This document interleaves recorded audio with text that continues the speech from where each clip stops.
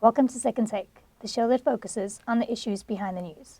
Mining Weekly editor Martin Creamer joins me today to unpack the latest news in the mining industry. Hi, Martin. Thanks, Ashley. Now, the London Indaba heard that China sees pleasing Africa as a form of insurance against trade war impacts. It was incredible insight that you got at this London Indaba, and it was coming through from Australia.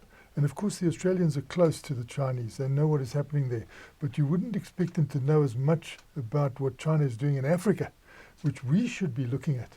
And it was good news, really, for Africa, because this Hunan model that they've got is really a going out into Africa. And it's making sure that this Hunan province, for a start, can be a very green province. And it is already very green. I mean, the description we got was that, you just see solar panels all over. And the idea is that they'll stop importing heavy oil and gas and that they'll be doing their own electrification.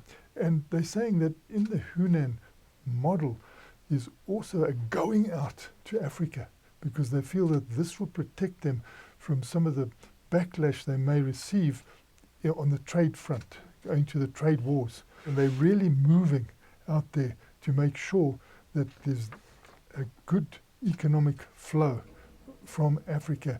And when you look at that Hunan province, it's something like the Nile Basin of China.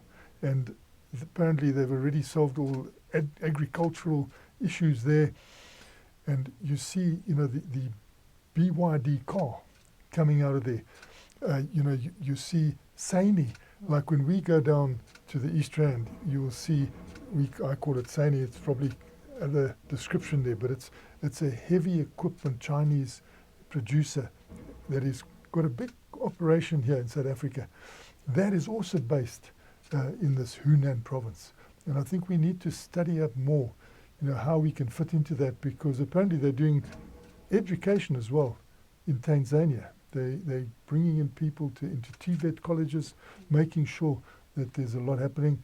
And they're also pretty close to Zimbabwe because of the lithium.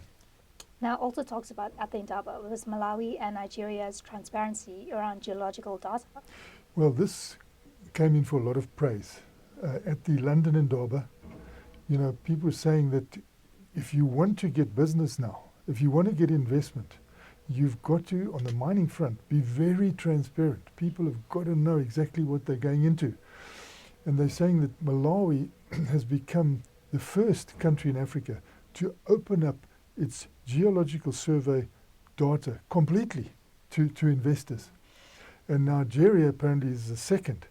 And what they're saying is it's not only in Africa, this is going to be everywhere people invest, and there's a flurry at the moment to invest in mining all around the world. But their first step is, what have you got in your geological survey? What is your data? And so the plea from London was that all African countries should do this. And I think that we in South Africa must look more and more at big transparency on the geological front, because we need to get our mining industry going here. We're probably further advanced than anyone else in Africa to get going. But on the geological front, we've always been a little bit slow. And hopefully this will spur us on, because I see that Tanzania is also moving forward with a lot of transparency. And we saw Zambia, so it's interesting. Lastly, can you tell us about the 3 power purchase agreements that Richards Bay Minerals has signed and what this means for the company's energy consumption? Yes, you look at a mining company like Richards Bay Minerals, making very important mineral sands products, going into a lot of our daily life of paints and smartphones and everything else you can think of.